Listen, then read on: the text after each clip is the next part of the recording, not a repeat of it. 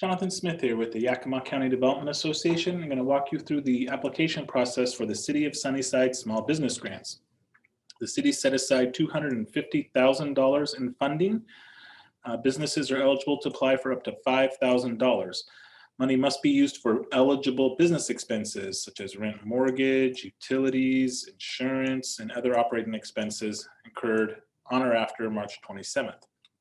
Now, to be eligible to apply, you got to be a for-profit business, physical location inside the city limits of Sunnyside, been in operation for at least a year as of the date you apply, have 15 or fewer employees, including the owners as of the date you apply, and have had to close or reduce capacity to operate due to COVID-19. Now, you are going to have to upload your business license as part of the application, and we'll show you how to do that as we go through. Now, here's the grant process and timeline. There's a lot of businesses in Sunnyside, and we're anticipating we could get 200 or more applications, and there's enough money to fund about 50 or 60. So that means that submitting an application does not guarantee a grant award. So application is going to go live on Wednesday, October 7th. And to have an application considered in the first round, you must complete it by 5 p.m. Wednesday, October 21st, 2020. Now, again, there's $250,000, and so after the application process closes, all the businesses will be ranked on the information they provided in the application. Then the highest ranked business will be funded first, then the second highest business, and so on until all the funding runs out. Businesses will receive notification of funding by Wednesday, October 28th. Businesses that are going to be funded will get an agreement that outlines the term of funding. And the agreement has to be signed prior to the funds being delivered. Now, if a business is not able to meet the terms of the signed agreement or is not eligible or not able to provide any of the required documentation, then the next highest ranked business receives a grant instead. If you need assistance completing the grant, please reach out to us, 509-575-1140. We plan on being in Sunnyside a couple days each week that the application is open so that we can help people in person that want that kind of assistance. Again, the application deadline is 5 p.m. Wednesday, October 21st. So here's the application. What's the name of the business? Type that in here. If you're doing business as, you put that in here, your phone number, email address. And this email address is what we're going to be sending a lot of correspondence to you from. So make sure that's an email address that you use. Here the business was established, what the address is. Is the business operated out of a home or residence? In our example, we're saying no. Is the business a sole proprietorship, LLC, partnership? In our example, we're saying LLC. Type of business, our example is restaurant or food service. And then we upload a copy of the business license. This is what business license looks like. It has your unified business ID or UBI number over here. And to upload it, we simply click choose file. We scroll until we find the file that says business license. And you can see that it's now attached. If you're doing this from your smartphone, you can complete the application still. At this point, instead of saying choose file, it will be take a picture. And you simply just take a picture of your business license and it's uploaded as part of the application. Next, we ask some information about number of employees that you had. This is before COVID-19 restrictions came into place. So our restaurant had 16. And then what is the lowest number of employees that were actively working, including yourself, you count as an employee during COVID-19 restrictions. And we're going to say we went down to 6 at one point. That automatically calculates for us this number here. 10 people were laid off or, jobs were lost.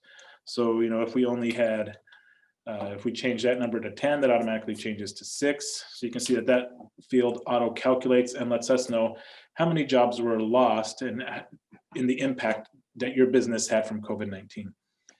Next, how was your business impacted directly by the governor's stay-home order? Completely closed, partially closed, or not closed, but had to reduce your hours or services? Our example, we have partially. What's the estimated income that you lost? 1 to 20, 21 to 40. Our example, we're picking 61 to 80. Will the economic hardships caused by COVID-19 likely put you out of business? Yes, no, or maybe.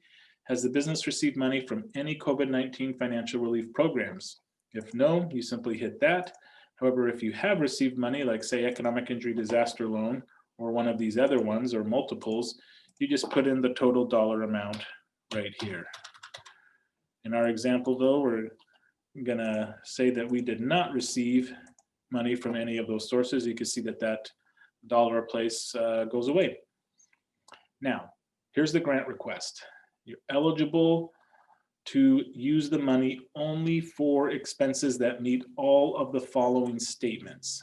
So we're going to walk through those. You're certifying that the dollars will be used for expenses incurred between March 27th and November 15th. True. Certifying that the grant dollars will be used only for expenses connected with the COVID-19 emergency. True. Certifying that the grant dollars will be used only for expenses necessary to continue your business operations, which means you're using the money for your business, not for personal stuff. So true. Business owner certifying that you're not using the dollars to fill a shortfall in government revenue. This means you're not paying directly for your taxes or your city license, those kinds of things. And also certifying that you will not use the grant dollars for expenses that you've already been funded by another grant source. So if you did get a Paycheck Protection Program grant, you can't use the same dollars, the same expense twice with these dollars and with Paycheck Protection dollars. And finally, you're certifying that you're only requesting grant dollars because your business was impacted by COVID-19. Then you type in the total amount you're requesting, can't be more than 5,000. And if your business is awarded a grant, you will be required to keep documentation of how you use the money. And this video here provides an overview of how to prepare and keep the required documentation. If your business is awarded a grant, you will receive a form that you can use. You can see that right here. And this video walks through and explains how to use that form to keep the documentation. So the next question that you'll be asked is, I've watched the video, and if I'm awarded a grant, I can comply with the requirements for documenting how I use the money, true or false. So make sure that you watch the video. It's about 13 minutes, but definitely need to watch that to know that you can document how you're using the money. Next, we have the conflict of interest disclosure, basically saying that if you know someone at the Yakima County Development Association or City of Sunnyside who has a financial interest in your business, in other words, if you get a grant for your business, that's going to help them out financially too.